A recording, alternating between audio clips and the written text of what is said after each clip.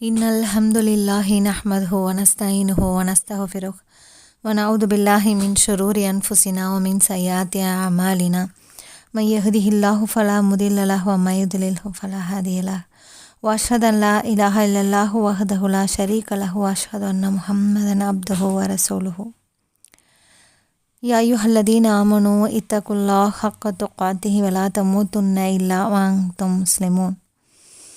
புகழ் அனைத்தும் இந்த விண்ணையும் மண்ணையும் படைத்து பராபலிக்கும் இரட்சகனாகிய அல்லாஹ் ஒருவனுக்கே. அல்லாஹ்வின் சாந்தியும் சமாதானமும் கண்மணி நாயகம் ஸல்லல்லாஹு அலைஹி வஸல்லம் அவர்களின் மீதும் அவர்களின் சத்திய நேரிய வழியில் நடந்த அத்துணை நன்மக்களின் மீதும் நம் மீதும் நம் குடும்பத்தாரின் மீதும் இறங்கட்டுமாக. இந்த குர்ஆன் வாழ்வியல் ஆராய்ச்சி 9வது வகுப்பில் நம்ம இருக்கோம். ஒரு சின்ன ரீகேப் மாதிரி, அதாவது நம்ம இப்போ ஒரு முக்கியமான கட்டத்தில் நம்ம வந்திருக்கோம். இதுக்கு முன்னாடி நம்ம என்ன பார்த்தோம்? குர்ஆனை நம்ம அணுகிறதுக்கு முன்னாடி நம்மக்கிட்ட நம்ம ஏற்படுத்திக்கக்கூடிய பண்புகளை பற்றி பார்த்தோம். குணங்கள், மன உணர்வு, இதெல்லாம் குர்ஆனுக்கு நுழையிறதுக்கு முன்னாடி நம்மக்கிட்ட நம்ம ஏற்படுத்திக்கக்கூடிய அடிப்படையான விஷயங்கள். அடுத்து நம்ம இந்த விஷயங்களை வளர்த்துக்கிட்டு குர்ஆனை நெருங்கணும். அப்படி நம்மளுடைய வாழ்வியல மாற்றத்தை ஏற்படுத்தணும் அப்படின்னா அதுக்கான முக்கிய ஒரு விஷயமாக நம்ம போன கிளாஸில் முத்தகீன் அப்படிங்கிற விஷயத்த பார்த்தோம். ஏன்னா முத்தகீன்களுக்கு தான் இது நேர்வழி காட்டும் அப்படிங்கிறத பார்த்தோம். முத்தகீன் அப்படிங்கிறது இரையச்சம் உடையவர்கள், தக்வா உடையவர்களை குறிக்கிறதாக இருக்குது. அதே மாதிரி நம்ம தக்வாவை பற்றியும் பார்த்தோம். அந்த வார்த்தையுடைய மொழி பொருள் என்ன, அதை அந்த சொல்லுடைய ஆழமான அர்த்தம் என்ன, இஸ்லாமிய மரபில் தக்வா அப்படிங்கிறத நமக்கு எப்படி புரியப்படுத்தியிருக்காங்க அப்படிங்கிறத நம்ம ரொம்ப விரிவாக பார்த்தோம் இல்லையா? இறைவனை பற்றின அச்சம், அல்லாஹ்வுடைய அச்சங்கிறது பிரதானமாக இருக்குது. அதோடு சேர்த்து இறைவன் மீது நம்ம கொண்ட அந்த பாசம், அவன் மேலே நம்ம திருப்தி அடையணும், அவன் திருப்தி அடையணும் அப்படிங்கிறதுக்காக அவனை எந்த விஷயங்களை தடுக்க சொல்லியிருக்கானோ அந்த காரியங்களை விட்டு நம்மளை தடுத்து விலகி கொள்வது, அல்லாஹ் எப்படி கீழ்ப்படிந்து நடக்க சொல்லியிருக்கானோ அது போல் நம்ம நடந்து கொள்வது, இது எல்லாத்தையும் ஒருங்கிணைந்த ஒரு முழுமையான பொருள் தான் முத்தகீன் அப்படிங்கிறது. அப்போ இந்த முத்தகீன் அப்படிங்கிறது தான் இந்த வகுப்புடைய மைய கருத்து. 9வது வகுப்பில் இந்த முத்தகீன் அப்படிங்கிற அந்த மைய கருத்தை கொண்டு அந்த உணர்வுகளையும் அது சொல்லக்கூடிய அந்த பண்புகளையும் யார் நம்ம உள்ளத்தில் அதுக்கெல்லாம் இடம் கொடுத்து அவங்க வச்சுருக்காங்களோ அவங்க தான் யார்? முத்தகீன்கள். இப்படிப்பட்ட முத்தகீன்களுக்கு தான் இந்த வேதம் என்ன செய்யும்னா முழுமையாக திறந்து காட்டி தன்னிடம் இருக்கிற அந்த அரிய பொக்கிஷங்களையெல்லாம் அவர்களுக்காக வாரி வழங்கக்கூடியதாக இருக்கும். அப்போ இந்த உண்மையை தான் துவக்கத்திலேயே அல்லாஹ் மிக தெளிவாக அறிவிச்சிட்டான். நம்ம சூரா ஃபாத்திஹாவில் பார்த்தோம் இல்லையா? இஹ்தின சிராத்துல் முஸ்தகீம், எங்களுக்கு நேரான வழியை காட்டுவாயாக அப்படின்னு அல்லாஹ்ட்ட துவா செய்கிறோம். அந்த துவா செஞ்ச உடனே அடுத்த கட்டமாக நம்ம அல்லாஹ்வுடைய அந்த நேரிய வழியை காட்ட அல்லாஹ் சுப்ஹானஹு வ தஆலா ஆரம்பிக்கிறான்.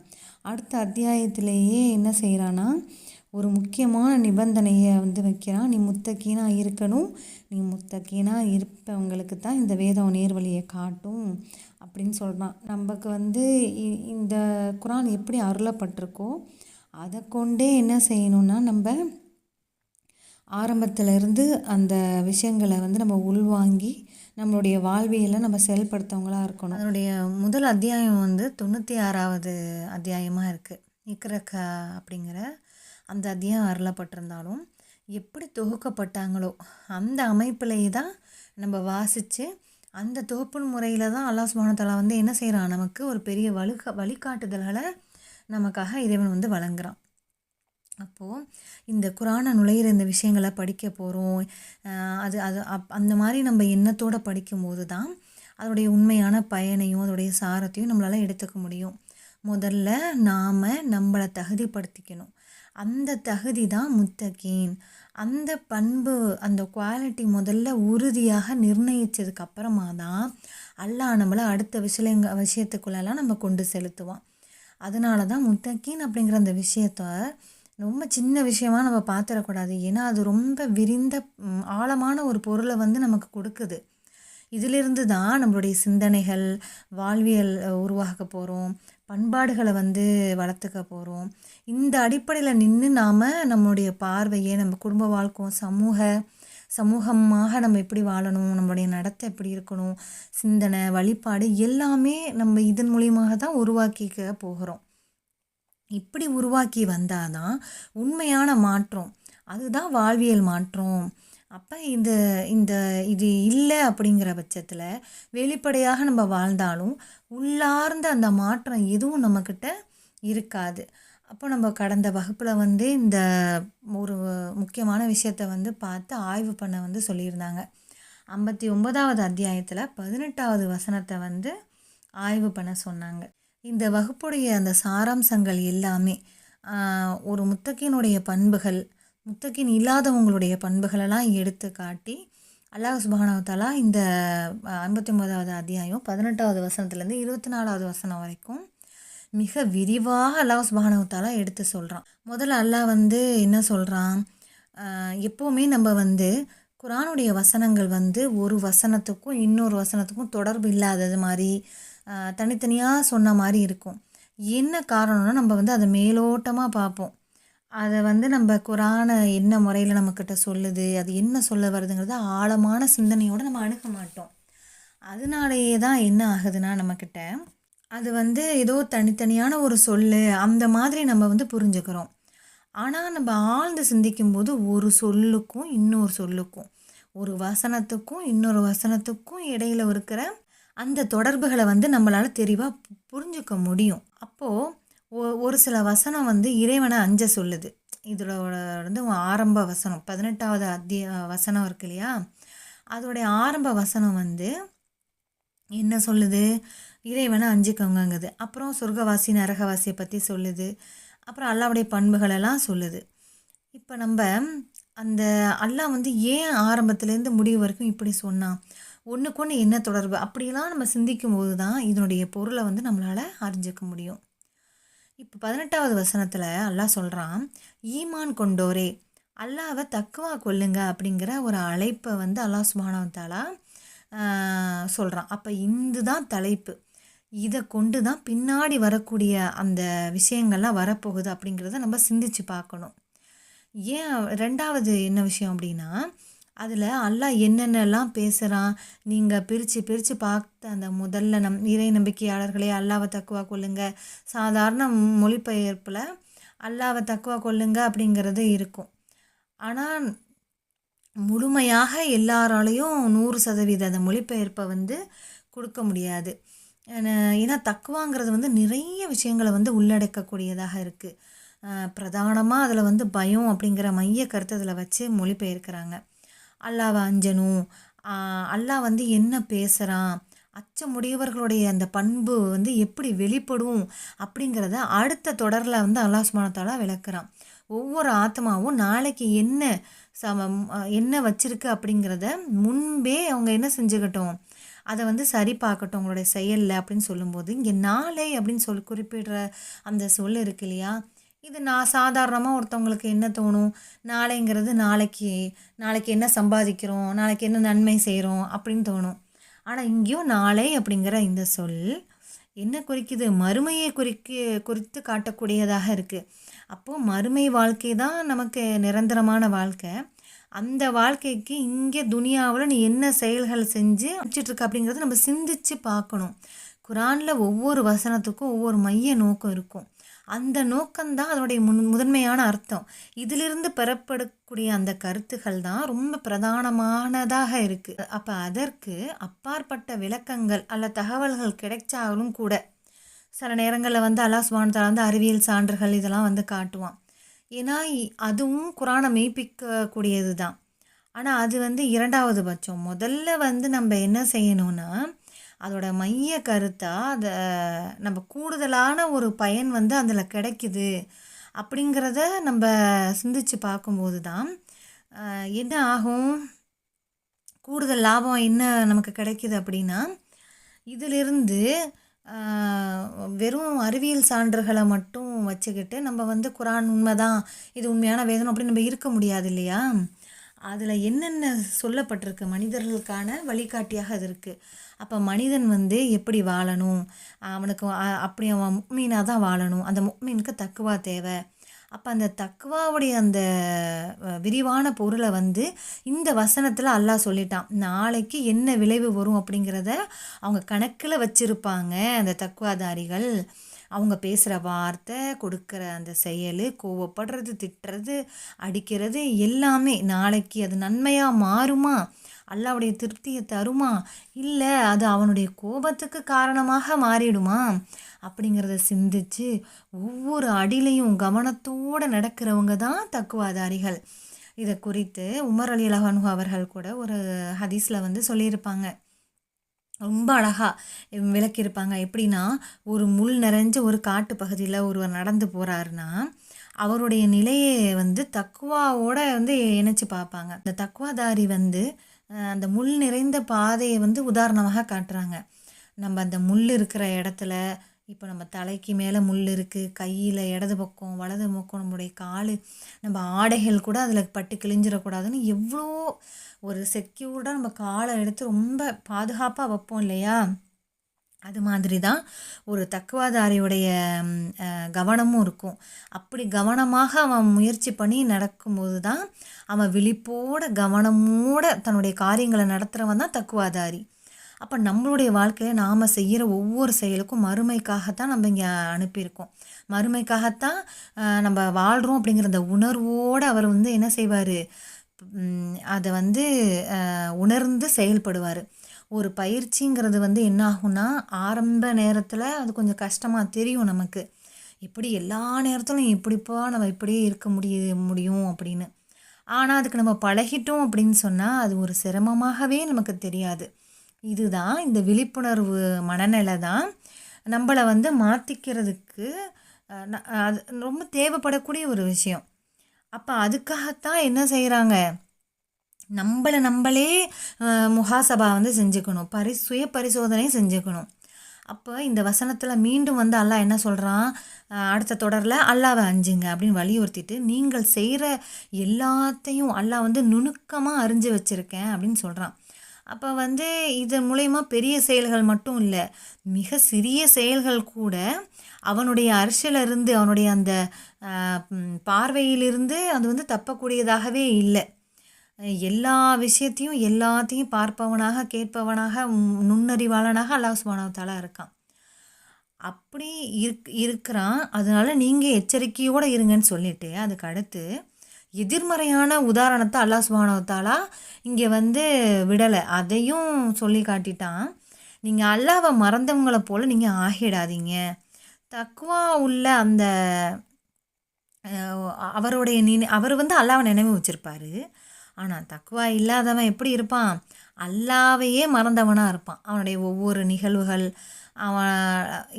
அவனுடைய அன்றாட நிகழ்வுகளில் அவன் என்னத்தை அனுபவித்தாலும் இறைவனை வந்து உணரவே மாட்டான். ஒரு உணர்வுங்கிறது அவனுக்கு எப்படி இருக்கும் அப்படின்னா, நம்ம வந்து சம்பாதிக்கிறோம், நம்ம காசு செலவு பண்ணுறோம், நம்ம வாங்குகிறோம், நமக்கு சந்தோஷம் கிடைக்கிது, அவ்வளோதான்.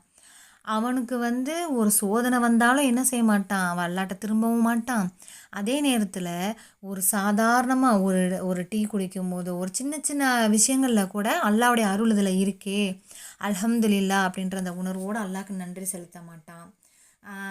அவனுக்கு வந்து சொன்ன மாதிரி பணம் கொடுக்குறோம், பொருள் வாங்குகிறோம், அதை தாண்டி அல்லாவுடைய நினைவு அங்கே அவனுக்கு வரவே வராது. இப்போ தக்வாவிற்கு எதிர்நிலையாக அல்லாஹ் நினைவில் வச்சுக்க சொல்கிறது, அந்த தக்வாவுடைய நிலை அல்லாஹ்வின் நினைவை மறப்பதற்கு தக்வாவிற்கு எதிரான ஒரு நிலையாக முதல்ல தக்வாவை பற்றி, தக்வா உடையவர் எவ்வாறு இருக்கணும் அப்படிங்கிறத அல்லாஹ் சொல்லிட்டானா, இப்போ தக்வா இல்லாதவங்க எப்படி இருப்பாங்க அப்படிங்கிற விஷயத்தை தான் அடுத்த தொடரில் சொல்கிறான். அல்லாவை மறந்தவங்களை போல் நீங்கள் ஆகிடாதீங்க. இதுக்கு என்ன விளக்கம் வந்து நம்ம சொல்லலான்னா, அல்லாவை மறந்தவங்க அப்படின்னா தங்களை தாங்களே மறந்தவங்க தான் உண்மையிலேயே அல்லாவுடைய நினைவே இல்லாதவங்களை போல் இருக்காங்க. தன்னுடைய இறைவன் படைச்சிருக்கான், நம்ம எதுக்காக இந்த உலகத்துக்கு அனுப்பப்பட்டிருக்கோம், நம்மளுடைய பொறுப்பு என்ன, நம்மளுடைய தொழில், வேலை, சம்பாத்தியம், மனைவி, பிள்ளைங்க, இதெல்லாம் அவனுக்கு கவனம் இருக்கும். இதிலெல்லாம் அவன் கவனத்தை செலுத்துவான். ஆனால் நாளைக்கு நம்மளை ஒருத்தன் கேள்வி கேட்பானே, நமக்கு அவன் நம்மளை படைச்சவன் ஒருத்தன் இருக்கானே, அவன் என்ன சொல்கிறான், நம்ம வாழ்கிற வாழ்க்கை வந்து சரியான முறையில் இருக்கா அப்படின்லாம் அவன் என்ன செய்ய மாட்டான், சிந்திக்கவே மாட்டான். அவனோட எண்ணங்கள் எல்லாம் இந்த துனியாவையே வந்து துனியாவை மட்டுமே முக்கியத்துவம் கொடுத்து அவன் வாழ்கிறதுனால அல்லாஹ் தாலா என்ன செய்கிறான், அவனுக்கு தன்னைத்தானே மறக்க வைக்கிறான். அப்போ அந்த தன்னைத்தானே மறக்கிறது அப்படின்னா என்ன அர்த்தம், இறைவனால் படைக்கப்பட்டவன் அப்படிங்கிற உணர்வை மறக்கிறவன் தான் இறைவன் கண்காணிக்கிறாங்கிற விழிப்புணர்வு இல்லாதவன். ஒரு நாள் மரணம் வருமே, அதை சந்திக்கணுமே, அந்த நினைவே அவனுக்கு மறந்து போயிடுது. அல்லாவை வணங்குவதற்காகத்தான் இந்த வாழ்க்கை, அந்த வசதி எல்லாம் கொடுக்கப்பட்டிருக்குன்ற உணர்வும் அவனுக்கு மறந்து போகுது. அப்போ இதுதான் தன்னைத்தானே மறந்தவனை போல அப்படின்னு அல்லாஹ் சுப்ஹானஹு வ தஆலா இங்கே சொல்கிறான். அடுத்து இப்படி இருக்கிறவங்களும், இறையச்சவாதியாக இருக்கிறவங்களும், அல்லாவையும் தன்னையும் மறந்து வாழ்கிறவங்களும் எப்படி இருப்பாங்க, அடுத்த வசனத்தில் சொல்கிறான், நரகவாசிகளும் சொர்க்கவாசிகளும் ஒருபோதும் சமமாக மாட்டாங்க. தக்குவா உடையனும் தக்குவா இல்லாதவனும் சமமாக மாட்டாங்க. அப்போ நம்ம இந்த மாதிரியான தக்குவா இல்லாதவங்க வந்து நம்மளை சுற்றியே இருப்பாங்க. நம்ம பக்கத்து வீட்டில் இருப்பாங்க, நம்ம வீட்டிலே இருப்பாங்க, தொழில் செய்கிற இடத்துல நண்பர்களாக, வெளிப்படையான அந்த வாழ்க்கையில், இந்த மாதிரி நிறைய விஷயத்தில் நம்ம அவங்கள வந்து நம்ம கூடவே தான் இருப்பாங்க. அல்லாஹ் மறந்து அவன் பாட்டுக்கு இருப்பான், எந்த கவலையும் இருக்காது. அவனுக்கு வந்து தன்னை சுற்றி என்ன நடக்குது அதெல்லாம் அவனுக்கு தெரியாது. இப்போ தக்குவா இல்லாதவங்களுக்கு நரகம்தான் கிடைக்க போகுது. தக்குவா உடையவர்களோ என்னவா இருக்காங்க, சொர்க்கவாசியாக இருக்காங்க. அவங்க தான் உண்மையான வெற்றியாளர்கள். அவங்களுக்கு தக்குவா இல்லாதவன் தான் நரகவாசினா அல்லாஹ் வந்து என்ன சொல்லிட்டான், 2 பேருக்குமே உதாரணங்களை சொல்லிட்டான். அடுத்த வசனத்தில் அல்லாஹ் இந்த குரானை வந்து நான் ஒரு மலை மேலே இறக்கியிருக்கேன் அப்படின்னு சொன்னால் அது அதனுடைய அச்சத்தால் பணிந்து நொறுங்கிடும். அப்போ பயம் வரணும்னா குரானை எடுத்து படி, முத்தக்கீனாக இருந்தால் அந்த குரான் வந்து உங்களுக்கு வழிகாட்டும் அப்படிங்கிறத நம்ம அறிந்த ஒரு முத்தக்கீன் வந்து எப்படி இருப்பானா, ஒருத்தர் வந்து முத்தக்கீனாக இருப்பார், அல்லாஹ்வுடைய நினைவோடு இருப்பார். அவர்கிட்ட இந்த குரான் கொடுக்கப்படும் போது அவர் என்ன ஆவார், இன்னும் அது 2ம் சேர்ந்து குரானை முறைப்படி அணுகி அதன் மூலியமா இன்னும் அவங்களுடைய தக்குவாவை வளர்த்துக்கிட்டு அதுக்கப்புறமா அவர் என்ன செய்வார், குரானை திறந்த மனதோடு அணுகுவார். இதுதான் தக்குவாவை பெறுவதற்கான வழி. அப்போ எப்படி ஒரு மலை வந்து நொறுங்கி தாழ பணிந்து இந்த குரானை ஏற்றுக்குதோ, குரான் எப்படி மாறுமோ அது மாதிரி மாற்றிக்கணும்னு நினைக்குதோ, அந்த மாதிரி தான் நம்மளும் இருக்கணும். அதுக்கப்புறமா அல்லாஹ் வந்து என்ன சொல்கிறான், தன்னை அறிமுகப்படுத்தி சொல்கிறான். தன்னையே வந்து இந்த தக்குவாவோடையும் இறையச்சத்தோடையும் இந்த மலை மாதிரி நீங்கள் இருங்கன்னு உதாரணத்தை சொல்லிட்டு ஏன் சொல்கிறான் அப்படின்னா, அவன் வந்து எப்பேற்பட்ட பண்பாளன் அப்படிங்கிறத நம்ம புரிஞ்சுக்கணும் அப்படிங்கிறதுக்காக தான்.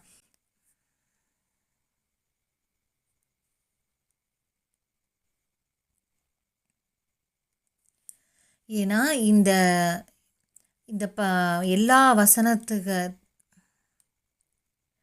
இந்த வசனங்களுக்கு அடுத்து அல்லாஹ் சுப்ஹானஹு வ தஆலா தன்னை பற்றின அந்த விஷயங்களை வந்து எடுத்து சொல்கிறான். தான் எவ்வளோ பலம் பொருந்தியவன், தன்னுடைய ஆற்றல், அதிகாரம், இது எல்லாத்தையும் எடுத்து சொல்லி அல்லாவை படிக்கிற அந்த முத்தகீன்களாக நீங்கள் ஆகணும் அப்படின்னா அல்லாவை பற்றியும் நீங்கள் படிக்கணும், அவன் எப்பேற்பட்டவன் அப்படிங்கிறதையும் நீங்கள் வந்து தெரிஞ்சுக்கணும் அப்படின்னு வந்து சொல்கிறான்.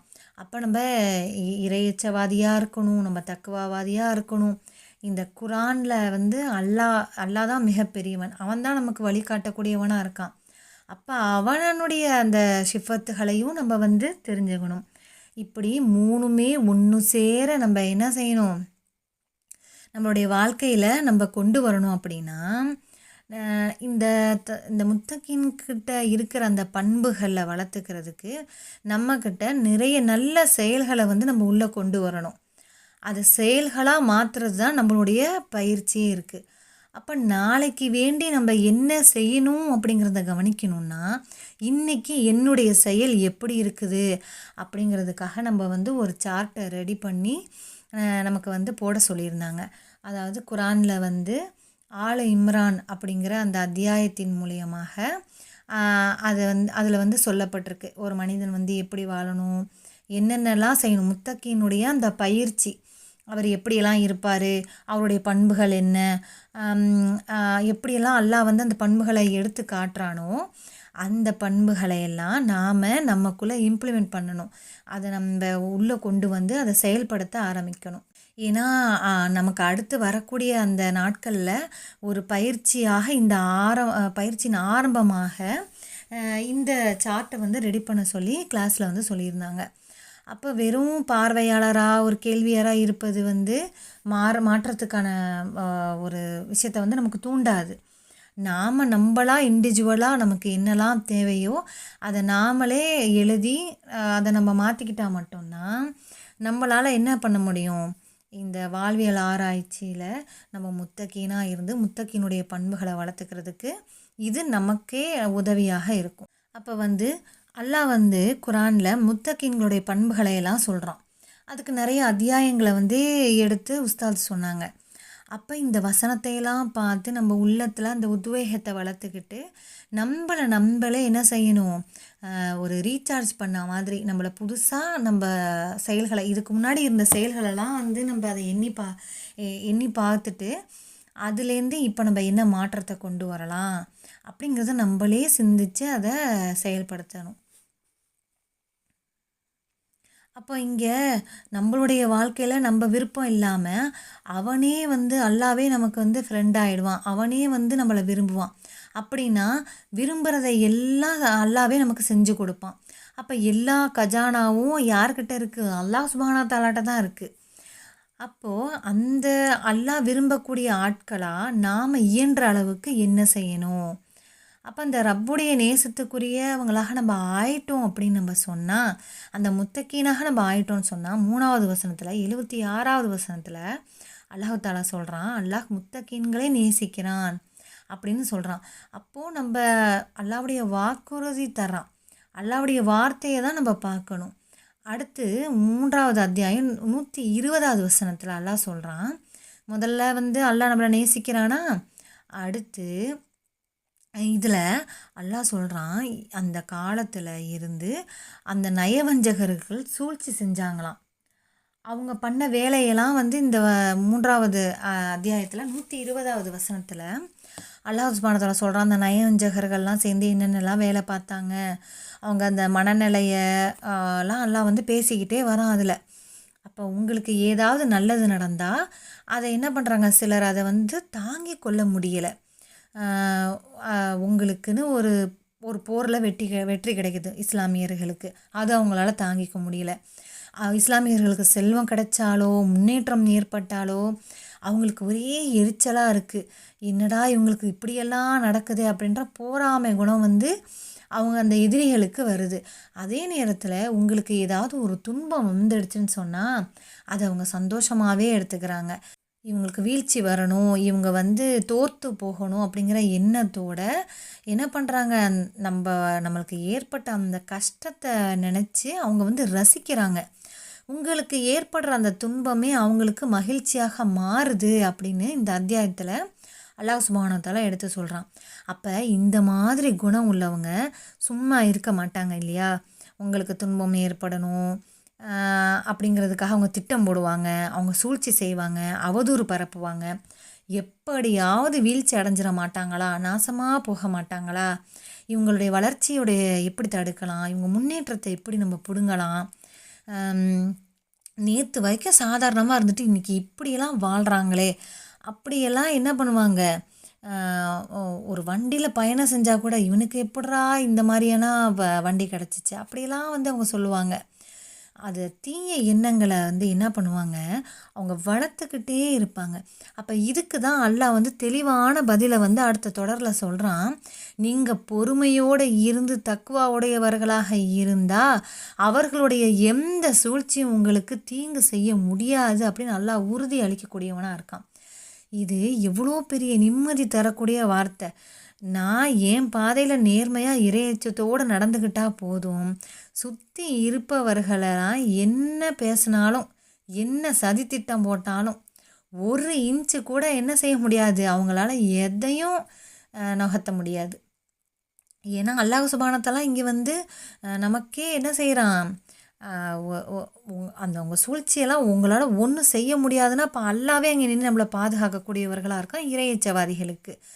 இதுக்கப்புறம் அல்லாஹ் வந்து இன்னொரு முக்கியமான ஒரு உண்மையை நமக்கு எடுத்து சொல்கிறான். 7வது அத்தியாயத்தில் 7வது அத்தியாயத்தில் 96வது வசனத்தில் ஒரு ஊர் மக்களை பற்றி அல்லாஹ் வந்து பேசுகிறான். அந்த ஊருக்கு அல்லாஹ் வந்து தூதரை அனுப்புகிறான், அவங்களுக்கு வந்து சோதனைகளையும் துன்பங்களையும் கொடுக்குறான். அப்படின்னா அவங்க பணிஞ்சு திரும்பணும், அல்லாவை நோக்கி திரும்பணும், இறையச்சவாதிகளாக வந்து அவங்க ஆகணும் அப்படின்னு அல்லாஹ் நாடி தான் அதை செய்கிறான். ஆனால் அவங்க திருந்தவே இல்லை. அல்லாஹ் சுப்ஹானஹு வ தஆலா என்ன சொல்கிறான், அந்த வசனத்தின் இறுதியில் ஒரு பெரிய நிஅமத்தை வந்து சொல்கிறான். அந்த ஊர் மக்கள்லாம் ஈமான் கொண்டு தக்வாவோட வாழ்ந்திருந்தாங்க அப்படின்னா அந்த வானத்திலிருந்தும் பூமியிலிருந்தும் அந்த பரக்கத்துக்குடைய அந்த கதவுகளை வந்து அவங்களுக்காக நான் வந்து திறந்து வச்சுருப்பேன். அப்போ இங்கே வந்து ஒரு ஊரே இறையச்சவாதியாக இருக்கணும் அப்படின்னு அல்லாஹ் சுப்ஹானஹு வ தஆலா வலியுறுத்துகிறான். இந்த பரக்கத் அப்படிங்கிற பொருளுக்கு வந்து நம்ம வந்து பணம் காசு அப்படின்லாம் இல்லை. இவர்கிட்ட பார்க்கும்போது ரொம்ப ஆடம்பரமாலாம் தெரிய மாட்டார். ஆனால் பார்த்தீங்கன்னா ரொம்ப நிம்மதியாக ஹாப்பியாக வாழ்வார், சந்தோஷமாக இருப்பார். அது எப்படி, அது வந்து அல்லாஹ் வந்து பொருளை வைத்துல கொஞ்சம் குறைவாக இருந்தாலும் நிறைவான நிம்மதியான வாழ்வு கொடுக்கறது தான் பரக்கத்து. அப்போ இப்பேற்பட்ட அருள் யாருக்கு கிடைக்கிது, இறையச்சமுடையவர்களுக்கு கிடைக்கிது. அப்போது இதையெல்லாம் அல்லாஹ் வந்து இன்னொரு இடத்துல இன்னும் தெளிவாக சொல்கிறான். 8வது அத்தியாயத்தில் சூரத்துல் அன்ஃபாலில், ஈமான் கொண்டவங்களே நீங்கள் அல்லாவை அஞ்சுங்க, அவங்க உங்களுக்கு அல்லாஹ் வந்து என்ன செய்கிறானா ஃபுர்கானை உங்களுக்கு வழங்குவான். ஃபுர்கானா என்ன, எது சரி எது தவறு அப்படிங்கிறத பிரித்து காட்டுறது தான். ஒரு குழப்பம் இல்லாமல் முடிவெடுக்கிற திறன், எந்த வழி சரியாக இருக்கும் எந்த வழி தவறாக இருக்குங்கிறதுல ஒரு தெளிவே இன்றைக்கி இல்லாமல் எத்தனையோ மக்கள் இருக்கும் இல்லையா. அப்போ அதெல்லாம் ஒருத்தர்கிட்ட இருந்துருச்சு அப்படின்னா அவருக்கு எந்த வாழ்க்கையில் ஒரு பெரிய இழப்பும் வராது. ஏன்னா பெரும்பாலான நஷ்டங்கள் ஏன் வருது, அந்த முடிவெடுக்கிற விஷயம் தெரியாதுல்ல, நல்லது கெட்டதில் ஒரு விளக்கம் இல்லாமல் இருப்பாங்க. அப்போ தக்குவாதாரிக்கு அது கிடைச்சிருச்சுன்னு சொன்னால் அவர் எப்படி தப்பான வாழ்க்கையில் போவார், எப்படி வந்து அது சாத்தியமாகும்? ஏன்னா சத்தியத்தையும் அசத்தியத்தையும் பிரித்து அவரால் பார்க்கக்கூடிய அந்த தன்மையை அல்லாஹ் சுப்ஹானஹு வ தஆலா அவங்களுக்கு கொடுத்துருவான். அடுத்த 65வது அத்தியாயத்தில் 2, 3, 4, 5 முதல் உள்ள வசனங்களில் வந்து இன்னும் வந்து அல்லாஹ் தெளிவாக இன்னொரு விஷயத்த சொல்கிறான். யார் அல்லாஹ்வுடைய விஷயங்களில் தக்குவாவோட இறையச்சத்தோடு நடந்து கொள்கிறாரோ அவர்களுக்கு அல்லாஹ் வந்து ஒரு போக்கிடத்தை ஏற்படுத்துவான். இது வந்து நம்ம கிளாஸுடைய வந்து ஆரம்பத்திலேயே வந்து நம்ம ஒரு போக்கிடம்னா அல்லாஹ் இடத்துலேருந்து வரக்கூடிய ஒரு வழி. எப்படின்னா மனிதன் வந்து அவனுடைய வாழ்க்கையில் வந்து மாற்றம் ஏற்படணும், அல்லாஹ்வுடைய விருப்பத்தின்படி அது இருக்கணும், அந்த மாற்றம் இப்படியெல்லாம் வரணும், மனுஷன் தடுக்கப்பட்ட காரியத்திலேருந்து விலகிக்கணும், அல்லாஹ்வுடைய திருப்தியை நோக்கி பயணம் செய்யணும், பாவங்களை விட்டு விலகி இருக்கணும், கட்டளைகளை ஏற்கணும், வாழ்க்கையை சீர்படுத்தி கொள்வது தான் அந்த மாற்றத்தினுடைய அடிப்படை. அப்போ மனிதனை இந்த மாற்றத்துக்கு பயணித்து அழைப்பது தான் குரானிய மைய கருத்தாக இருக்குது. குரானுடைய நோக்கமே அதுதான். மனிதனை இதிலிருந்து வெளிச்சத்துக்கு, இருளிலிருந்து வெளிச்சத்துக்கு கொண்டு வருவது தான், தவறிலிருந்து நேர்வழிக்கு அழைச்சிட்டு போகிறது தான் அல்லாஹ்வுடைய திருப்தி வந்து அங்கே அடைஞ்சிருக்கு அப்படிங்கிறத நம்மளால் பார்க்க முடியுது.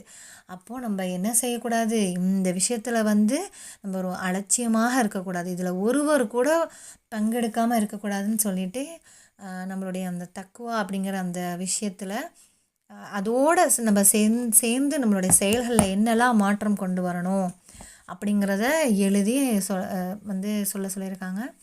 அல்லாஹ் சுப்ஹானஹு வ தஆலா வந்து இந்த தக்குவாதாரியுடைய இந்த விஷயங்கள்லாம் கேட்கும் பொழுது இது எல்லாமே ஒருத்தருக்கு இந்த உலகத்தில் தேவைப்படக்கூடியது தானே. நமக்கு ஒரு பாதுகாப்பு வேணும், நமக்கு ஒரு பரக்கத்து வேணும், நமக்கு வந்து அசத்தியத்தையும் சத்தியத்தையும் பிரித்து பார்த்து நம்மளுடைய வாழ்க்கை வந்து ஒரு சத்திய பாதையில் இருக்கணும். இதுக்கெல்லாம் இந்த தக்குவா வந்து எவ்வளோ முக்கியமான விஷயமா இருக்குது. இந்த தக்குவாதாரியாக நம்மளும் ஆகிறதுக்கு அல்லாஹ் சுப்ஹானஹு வ தஆலா நமக்கு அருள் செய்யணும். வாஹிர தவ்ஹானா அல்ஹம்துலில்லாஹி ரப்பில் ஆலமீன். அஸ்ஸலாமு அலைக்கும் வரஹ்மத்துல்லாஹி வபரகாத்துஹு.